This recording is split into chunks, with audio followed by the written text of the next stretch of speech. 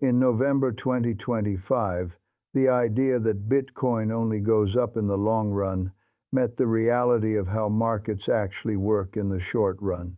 For months, it had felt almost effortless. Bitcoin had climbed through psychological levels that once sounded like fantasy. First 60,000, then 80, then 100,000, and finally that euphoric region between $120,000 and $126,000. Influencers dug out charts from previous cycles, drew colorful arrows, and explained that this was simply the mania phase playing out again. Funds launched, ETF flows climbed, and retail traders told themselves that yes, the volatility was wild, but this was the price of admission for generational upside.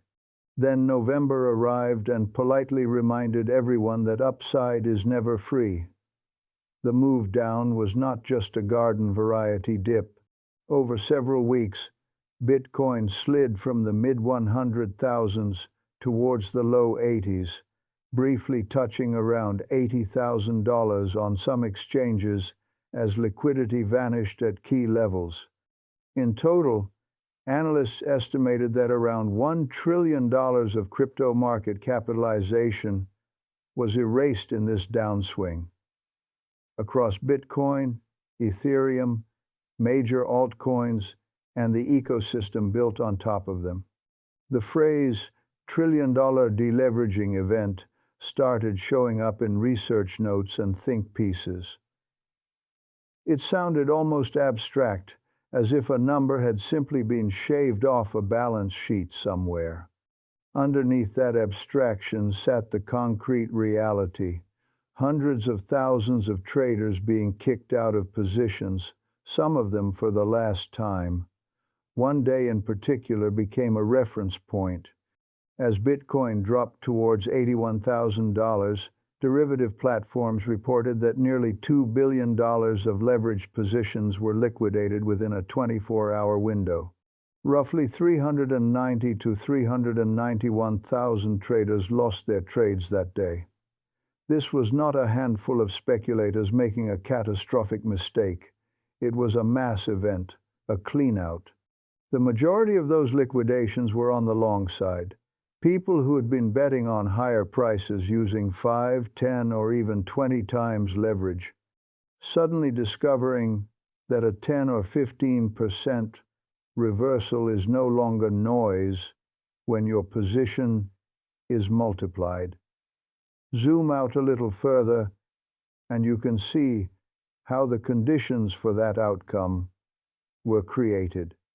In the months leading up to November, open interest in Bitcoin derivatives had risen sharply, fueled by the conviction that institutional flows via spot ETFs and corporate treasuries would support higher prices.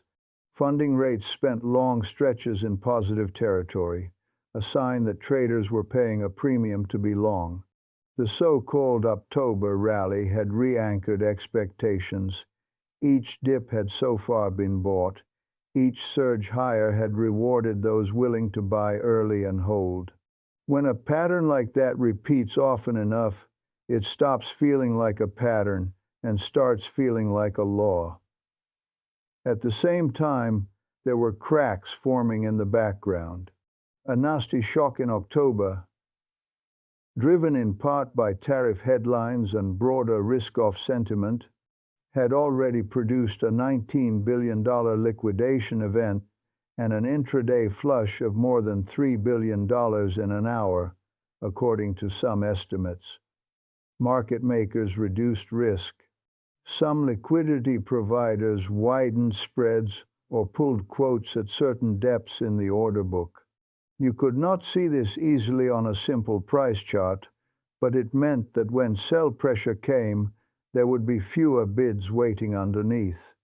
The structural support under the market had quietly thinned, even as the narrative on top remained bullish. So, by early November, the stage was set. Over-leveraged longs, complacent belief in the 4-year cycle, thinner liquidity, and a macro backdrop that had turned from friendly to uncertain. Central banks were still wrestling with inflation targets. Bond yields had risen, making risk-free assets more attractive at the margin. Talk of crypto winter had begun to surface in mainstream financial media, not as a certainty, but as a credible scenario. In that environment, any serious wobble in Bitcoin's price was always going to do more damage than the last one, because the system carried more leverage and less cushioning. When the wobble came, it looked like this. Bitcoin lost the 90,000 level. Traders told themselves it was just a healthy correction. It lost 85,000. Some of those traders opened new longs, convinced they were buying the fear. As price pushed through the low 80s, liquidation engines began to fire on a larger scale. Each forced closure added sell pressure to already thin order books. The lower price then tripped the next round of liquidation thresholds, and so on. A staircase down, but composed not of voluntary trades, but of machines enforcing pre-agreed rules. In the middle of this chaos, it is worth asking a simple question. Who exactly was calm? It certainly was not the cohort of retail traders watching their positions vanish. For them, this was often not just a number on a screen. It was months of salary, savings earmarked for something else, a sense of identity built around being early and right on Bitcoin. When those positions blew up, the financial damage came with emotional collateral, shame, anger, stories about manipulation, and very often the vow to make it back on the next move. Some closed their accounts entirely, others opened new ones, and quietly dialed the leverage even higher, hoping to recover what was lost. Now look at another part of the landscape. Strategy's share price was falling sharply, reflecting the damage to its Bitcoin holdings and the market's reassessment of how much investors were willing to pay for that embedded leverage. Strategy-linked exchange-traded products, some of them themselves leveraged, were also under pressure. But at the level of the company, the message remained consistent. This was volatility, not a thesis breaker. Saylor spoke publicly about drawdowns being part of the journey, about buying more, about staying the course over a 10-year horizon. To someone who had just been liquidated on a 10 times long, that tone might sound almost insulting. How can you be so relaxed when the price is down 30 or 40% from the peak? Here is the uncomfortable answer. Because the game he is playing is not the same as yours. Strategy's exposure to Bitcoin is enormous in absolute terms, but the way that exposure is financed and managed is completely different from how a retail trader runs a futures account. The company owns actual coins, not synthetic contracts. It financed many of those purchases with long-dated bonds and convertible instruments, not overnight margin loans. It has assets beyond Bitcoin, software business revenues, intellectual property, human capital, and the option to raise more capital in the future. When its share price falls, it hurts shareholders, and it may limit some options, but the Bitcoin does not magically vanish from the company's wallets because the price spent a few hours below some threshold. For the leveraged retail trader, the entire situation is reversed. The position is synthetic, a perpetual swap or a dated future whose existence depends on margin being maintained. The financing is short-term, rate-sensitive, and unforgiving. The only real asset deployed is the trader's own cash margin. When price moves sharply against them, The exchange does not ask whether they have long-term conviction or whether they still like Bitcoin at this new discounted level. It executes the rule. Once margin is insufficient, the position is closed. Full stop. What November 2025 demonstrated in loud capital letters is that both of these approaches can be described as leveraged bets on Bitcoin, but they do not share the same risk profile. When people say strategy is a leveraged Bitcoin proxy, they are not exaggerating. Research papers modeling its behavior found that the equities of such firms often had a beta significantly above 1 relative to Bitcoin itself, sometimes closer to 3, meaning their share prices could move roughly 3 times as much as Bitcoin on a given shock. But the crucial difference is in the liquidation mechanics. Strategy's exposure can be painful, and in a worst-case scenario could contribute to serious corporate stress. But there is no single intraday price that mechanically forces the company to surrender all of its Bitcoin holdings. For the 391,000 traders liquidated on that November day, there was such a price for each of them. It might have been 87,000, or 83, or 81. They may not have remembered the exact number. They may not even have fully understood how the platform they used calculated liquidation thresholds. But the engine knew. And when the line was crossed, the engine did its job. This is why it is so dangerous to look at Saylor's calm demeanor during crashes and draw the conclusion that leverage is fine as long as you believe. Leverage is not fine or not fine based on belief. It is fine or not fine based on structure. Strategy's structure, rightly or wrongly, was built with corporate tools: bond issuance, share issuance, treasury management, the ability to spread risk over years and over many stakeholders.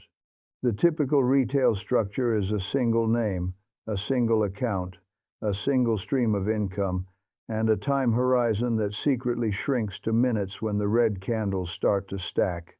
Calling both of these leverage without distinguishing between them is like calling both a glider and a passenger jet planes, and then being surprised that they behave differently in a storm. Part 1 of this script is not asking you to admire or condemn what strategy did. It is not trying to convince you that Bitcoin at 80,000 is cheap or expensive. Instead, it is inviting you to sit with a few facts from November 2025. The scale of the drawdown, the amount of wealth erased on paper, the roughly $2 billion of forced liquidations in a single day, and the roughly 1/3 of a million traders who discovered that conviction without margin is meaningless in a derivatives market. Those facts form the backdrop against which any conversation about copying corporate leverage must take place. If you skip them, you are not copying a strategy, you are copying only the marketing. If Part 1 set the stage by showing you what happened to the market in November 2025, Part 2 is about opening the hood on the machine that so many people think they are copying when they say they are doing what Saylor does. It is one thing to say a company is leveraged to Bitcoin. It is another thing entirely to understand how that leverage is actually built and why, even when it looks insane from the outside, it still bears almost no resemblance to what happens when you click 20x long on your exchange app. By mid-2025, strategy had become something unique in public markets, effectively a listed Bitcoin vehicle wearing the skin of a software company. Under Saylor's leadership, the firm had acquired hundreds of thousands of Bitcoin. Some analyses put the figure north of 550,000 coins earlier in the year. rising further as new capital was deployed. Other breakdowns suggested that by the middle of 2025, Strategy's holdings represented roughly 2.5 to 2.7% of all Bitcoin in existence, giving it a concentration of exposure that no conventional corporate treasury had ever attempted. How did it fund this? Not by logging into an exchange and taking margin loans, but by using the entire corporate finance toolkit. The company issued conventional debt. It floated convertible notes that could be turned into equity later. It set up at the market equity programs, mechanisms that allowed it to drip new shares into the market when conditions were favorable, raising cash in small continuous increments without a single massive offering. It even created multiple series of perpetual preferred stock, such as STRC and other tickers, that paid sizable dividends and were bought by investors hungry for yield and a slice of the Bitcoin story. From the outside, this looked like straightforward leverage: raise capital, buy more Bitcoin, repeat. But the structure had nuances. Analyses of Strategy's capital stack in 2025 pointed out that, on paper, the company was targeting a relatively conservative headline leverage ratio, something in the range of 20 to 30% when you looked at debt plus preferred stock relative to market capitalization. It relied heavily on preferred equity rather than conventional bank loans. Preferred stock, unlike a mortgage or a bond, does not have a fixed principal repayment date in the same way. Dividends can be structured, rescheduled, or even suspended in extremis. That flexibility is crucial. It means that, in a brutal drawdown, the company is not automatically marched to the edge of a cliff by repayment dates. At the same time, another form of leverage was baked in: the relationship between the value of the Bitcoin on the balance sheet and the value of Strategy's own shares. Research from 2025 described Strategy's equity as a leveraged Bitcoin proxy, with an effective beta sometimes around 3 to Bitcoin itself. A 10% move in Bitcoin, in other words, could translate into a 30% move in the stock once you took into account the size of the holdings, the use of capital markets, and the way investors priced in future accumulation. In bull phases, this was intoxicating. There were stretches where Strategy stock outperformed spot Bitcoin by hundreds of percentage points and traded at a premium well over 100% to the combined value of the company's coins and its legacy software business. But leverage, properly understood, is not just about how much extra upside you can squeeze out of a move. It is about what happens when the move goes the other way. By late 2025, the same analyses that once celebrated Strategy's amplification began to sound more cautious.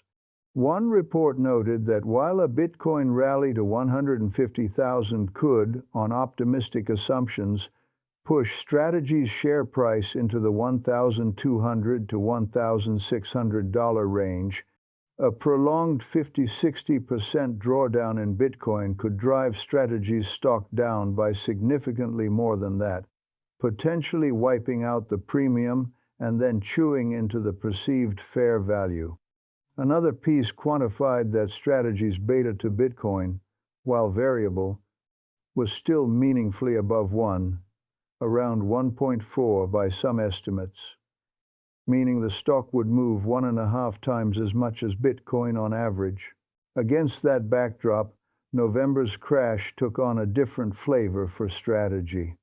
As Bitcoin sank, paper losses on the company's holdings ballooned. There were quarters where unrealized losses in dollar terms reached into the billions. In one period earlier, in 2025, for instance, Strategy's purchases of over 80,000 Bitcoin at an average near $95,000 were followed by a drop into the mid-70s, generating an unrealized loss of nearly $6 billion on that tranche alone. Accounting rules compounded the pain.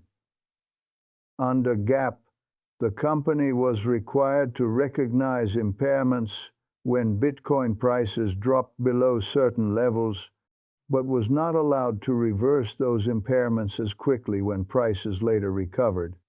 The result was a set of financial statements that, on the surface, showed ongoing negative earnings, even in periods when Bitcoin had rallied overall. From a shareholder's perspective, this was a roller coaster. In 2025, Strategy's stock experienced swings where it lost more than half its value from peak to trough, even as Bitcoin only gave back a third of its gains. Leveraged exchange-traded products tied to Strategy amplified that further, turning into some of the worst performers in the crypto-adjacent universe as November wore on. Institutional investors took notice. One analysis from December 2025 highlighted that, despite Strategy's spectacular longer-term returns, over 350% absolute gain compared to roughly 120% for a leading Bitcoin ETF. Institutional holdings in the stock had fallen by almost 15% over the year, with some large funds trimming billions in exposure as they reassess the trade-off between upside and risk. All of this may sound like a tangent, but it is not. It shows you what real, large-scale corporate leverage on Bitcoin actually looks like. A constant balancing act between access to capital markets, investor patience, regulatory scrutiny, and the raw volatility of the underlying asset. Strategy can keep walking that tightrope as long as several things hold true: that it can roll or refinance its obligations, that there are buyers for new equity or preferred stock when needed, and that Bitcoin does not stay at depressed levels for so long that the narrative around the company breaks completely. It is a risky strategy, but it is a structured risk.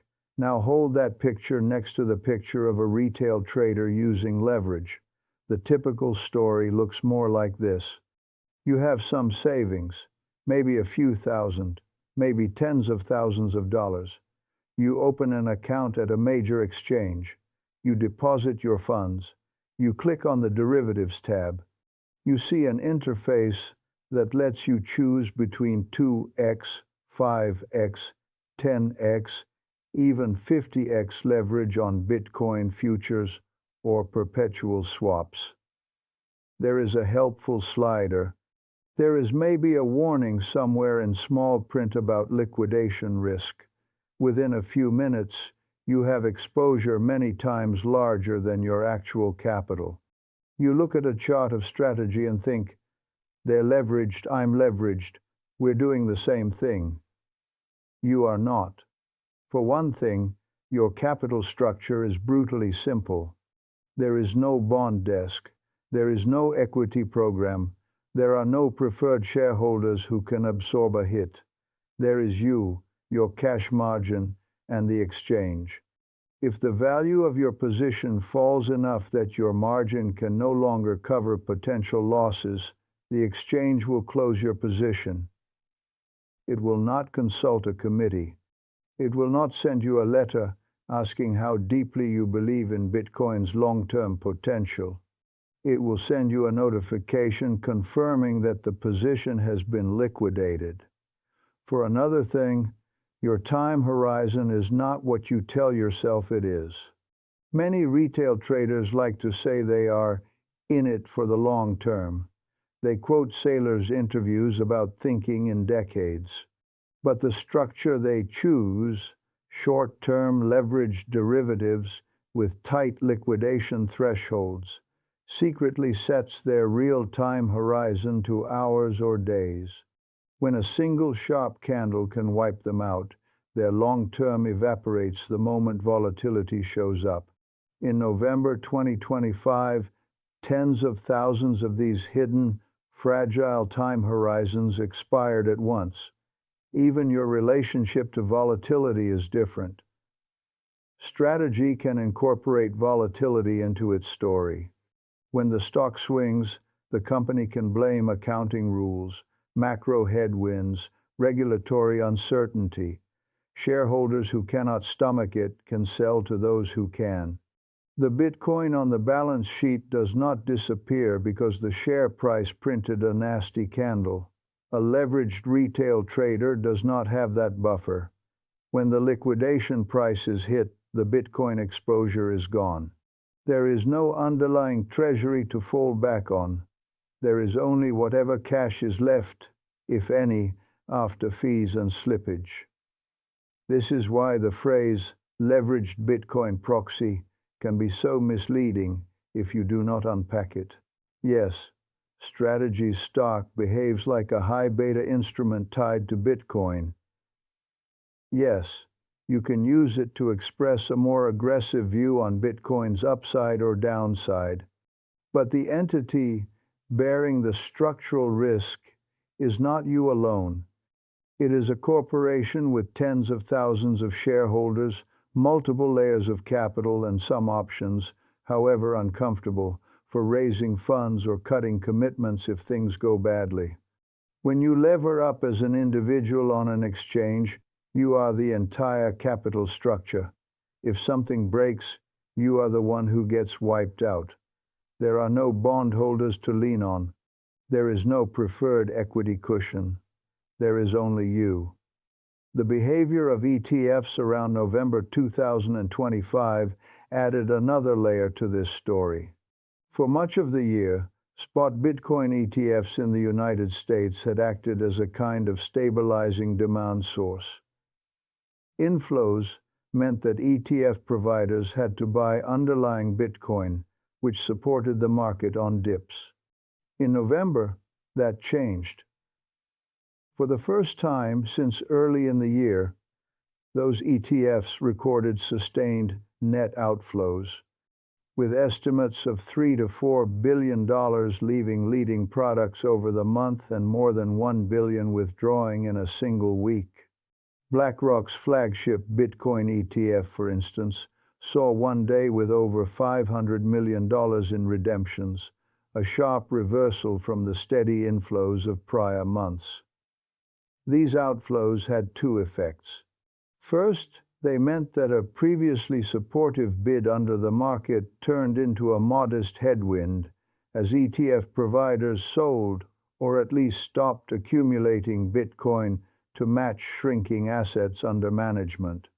Second, they signaled that some of the more conservative or tactical institutional players were de-risking, taking profits, responding to macro uncertainty, and reducing exposure to highly volatile assets. That sentiment filtered through to everything tied to Bitcoin, including Strategy's stock. It also stood in stark contrast to the behavior of many retail traders, who responded to the same environment by adding leverage in hope of recovering losses or catching the next bounce. It is in these moments that you can see the split between those who treat Bitcoin as an asset they can own, outright, with no leverage, and those who treat it as a casino chip they can multiply. When ETF investors de-risk, they still hold something else: cash, bonds, equities. When Strategy's shareholders reprice the stock, the company still holds its coins and still has avenues, however precarious, for surviving a prolonged drawdown. When a retail trader is liquidated on a 10x long, there is nothing quietly sitting in the background waiting for the next cycle. The position is gone. The opportunity to participate in the eventual recovery is gone, unless they can bring fresh capital later. Part 2, then, is about stripping away the illusion that Leveraged is leveraged, and therefore everyone is somehow in the same boat. They are not. Strategy is sailing in a heavily loaded, somewhat experimental ship with many passengers and complex financing on a rough sea. You, with a small leveraged account, are in a kayak tied to the back of that ship with a piece of string. When the storm hits, you are not going to experience the same ride. The ship may take on water, list, scare everyone on board, but it might still make it to the next port. The kayak capsizes the moment the wave is big enough. If there is one question worth carrying out of this part, it is this. Am I building my exposure to Bitcoin with a structure that can survive something like November 2025? Or am I building something that will implode the first time the asset does exactly what it has always done, move violently against me for a while? The answer to that question has very little to do with how much you admire Saylor or how strongly you believe in Bitcoin, and everything to do with whether your version of leverage is a tool or a ticking clock. By now you have seen two sides of the same story. On one side, the November crash that wiped out roughly $1 trillion of crypto market value triggered nearly $2 billion in forced liquidations in a day, and pushed fear indicators to levels not seen since the last great collapse. On the other side, a corporate balance sheet experiment turning one listed company into a high beta vehicle for Bitcoin, financed through bonds, preferred stock, and serial equity issuance. Part 3 is about the layer that sits between those two. The human brain trying to navigate all of this, usually with far less capital, far less time, and far more emotion. Start with the simplest uncomfortable observation. The same volatility that makes Bitcoin attractive as an asset is precisely what makes leverage so dangerous on top of it. When an asset can move 30% in a month, 10% in a day, or 5% in an hour, you do not need exotic derivatives to feel alive. That volatility is already a kind of built-in leverage compared to slower markets like bonds or blue-chip equities. Yet, over and over, traders look at those moves and decide they are too slow. They reach for 5x, 10x, or 20x leverage not because they have a specific strategy that requires it, but because they are in a hurry. Psychology research on leverage trading points to the same culprits again and again. Early wins on leverage create overconfidence. A trader catches a nice run-up, doubles an account in a few weeks, and quietly rewrites the story in their head from "I was lucky in a strong trend" to "I'm good at this." That overconfidence is often followed by escalation. Position sizes creep up. Leverage settings move from 3x to 5x to 10x. Risk limits, if they existed at all, are quietly ignored just this once. When a serious drawdown finally arrives, the trader is no longer operating at the cautious settings they started with. They are levered to a level that assumes the market will keep being kind a little longer. November 2025 was when that assumption snapped. Fear plays its part too, but it does not always look like fear from the inside. It often appears as FOMO, the fear of missing out. In the run-up to the peak near $126,000, sentiment indicators and order flow data showed a familiar pattern. People who had missed earlier entries were piling in late, often using higher leverage to catch up. They were not buying Bitcoin as a slow, long-term allocation. They were buying it like a lottery ticket with better marketing. If I lever this enough, maybe I can compress 10 years of returns into one cycle.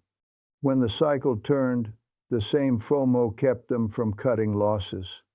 Rather than step aside, they doubled down on the belief that any dip must be temporary because the narrative said so. Loss aversion then steps onto the stage. Behavioral finance studies show that people feel losses roughly twice as intensely as gains of the same size. With leverage, that asymmetry becomes even sharper. A trader who has turned 10,000 into 30,000 through a series of leveraged bets feels like they have earned that extra 20,000. When the account drops back to 15,000 on a sharp reversal, they are not thinking, "I'm still up 50%. They are thinking, "I've lost 15,000. That mental framing makes it very hard to close a losing position, even when the rational move would be to step aside and reassess. Many of the November liquidations were not the result of people calmly accepting a controlled loss. They were the result of people refusing to take smaller hits until the system forced a much larger one. There is another bias at work: recency. When markets trend strongly in one direction, people start to overweight the most recent price action in their mental models. In the months before November, every dip in Bitcoin had been bought and rewarded. Each small correction had been framed as an opportunity. That repetition taught traders the wrong lesson: that dips were safe by default. When a deeper correction finally arrived, many treated it as just another chance to buy the fear. They used leverage to do it, because that is what had worked last time. What they missed was that the backdrop had changed. ETF flows had reversed, market makers had pulled back, macro had turned less friendly. The setup looked similar on the surface, but structurally it was not the same. Institutions, for their part, were not immune to fear, but they expressed it differently. Instead of opening more 20x longs, they reduced exposure.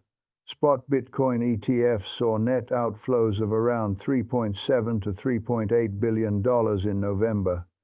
BlackRock's flagship product recorded roughly $2.4 to $2.5 billion in redemptions over the month, including one day with over $500 million in outflows, its worst on record.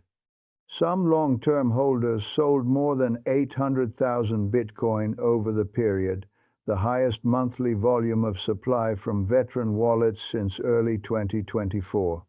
This was de-risking, taking chips off the table, raising cash, waiting for clearer conditions. It hurt prices, but it did not blow up the institutions themselves. At the same time, there was a quieter pattern forming underneath the panic. Whale wallets, addresses holding more than 1,000 Bitcoin, actually increased in number from around 1,350 in 2023 to over 1,450 by late 2025, with a noticeable bump during the November fear phase. In other words, while retail leverage was being flushed out, some of the largest holders were buying. For them, the absence of leverage was the edge. They could absorb volatility because they were not obligated to exit at any specific price. Historical data suggests that similar accumulation during periods of extreme fear has often preceded large rallies later, in the range of 60 to 115% from the lows in previous cycles. None of this guarantees the future, but it underlines a simple truth. The people buying in November were mostly not the ones using high leverage.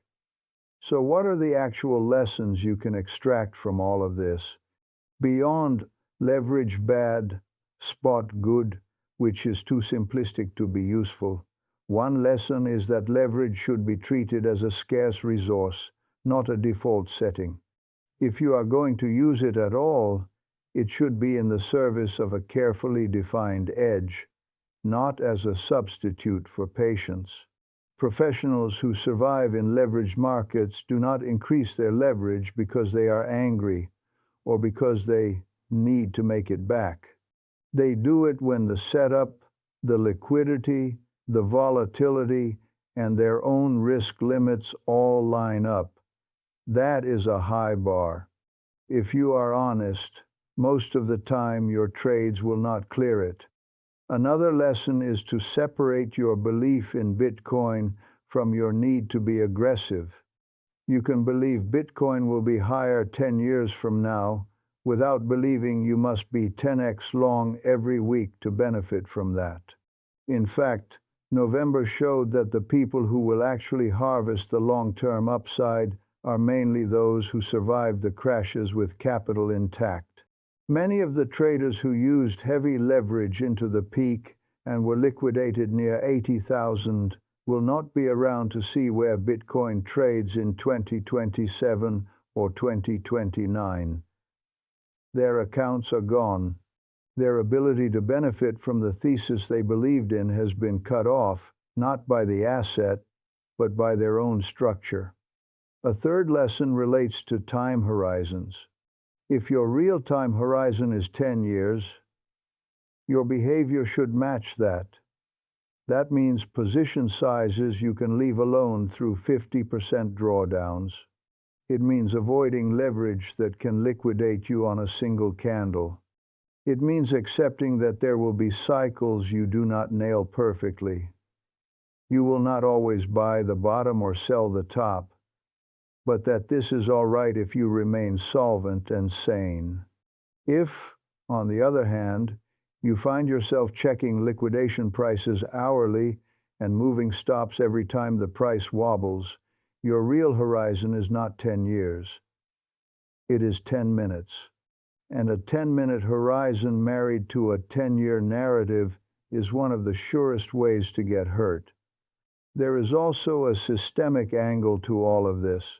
Analysts who studied the November flash crash emphasized that it was not just a story of individual greed, it was also a story of how the current crypto market structure concentrates leverage in fragile places. A lot of that leverage sits in offshore perpetual swaps, unregulated lending platforms, and thinly capitalized DeFi protocols. When things go wrong, there is no central clearinghouse to stop the cascade. That is why some regulators and exchange operators have started pushing for more conservative leverage limits, more robust cross-margining and futures products that clear through traditional, well-capitalized venues. Whether the industry embraces those changes or fights them will do a lot to determine how often November-type events repeat. But as an individual, you do not control the market structure. You control only your own positioning. That means your risk management has to assume that the system will not be kind to you. It must assume that volatility will be worse than the backtest, that liquidity will be thinner than the marketing suggests, and that leverage will be far less forgiving than the slider bar on the app implies. If your plan only works in a world where crashes are shallower than November 2025, or where ETF flows never reverse, or where whales never sell, then you do not have a plan. You have a story that will be tested the moment conditions change. So what would a more robust approach look like in practical terms? It might start with a brutally simple rule. No leverage on core Bitcoin holdings. Use spot only. Size it so that a 70% drawdown would be unpleasant but not life-altering, and hold it on a time horizon measured in years. If you insist on trading with leverage, ring-fence a much smaller slice of capital. Treat it as tuition money, and impose hard limits on maximum leverage and maximum drawdown. When that slice is gone, you stop. You do not raid long-term savings to refill the trading account. Another practical step is to normalize the idea of doing nothing. One of the core psychological traps in leverage trading is the feeling that you must always be in a position to be productive. In reality, the best risk-adjusted decision in many volatile environments is to sit in cash or in unlevered positions and wait. The whales accumulating in November did not earn their edge by trading every tick. They earned it by being patient enough to buy when others were being forced out. You cannot copy that behavior perfectly if your capital is small and your obligations are different, but you can borrow the principle: survival first, cleverness later. Finally, there is the question of narrative. Bitcoin as an idea is powerful. It attracts big personalities, big stories, and big promises. It is easy to confuse the strength of the story with the safety of any particular way of expressing it. Strategy's bold, all-in bet makes for a compelling headline. So does the trader who turned a small account into a fortune in one cycle. But November 2025 quietly highlighted a less glamorous group: the people who did nothing spectacular, who avoided ruin, who stayed in the game. They are the ones most likely to benefit if Bitcoin does in fact fulfill its long-term promise. If there is a single teaching to carry away from all the charts, headlines, and horror stories of that month, it is this: leverage does not care about your conviction, your idols, or your intentions. It only cares about maths and timing. Strategy can afford, for now, to play its high-wire act with corporate leverage. You probably cannot. Your edge as a smaller player is not in trying to magnify every move. It is in declining the invitation to be part of the next liquidation statistic.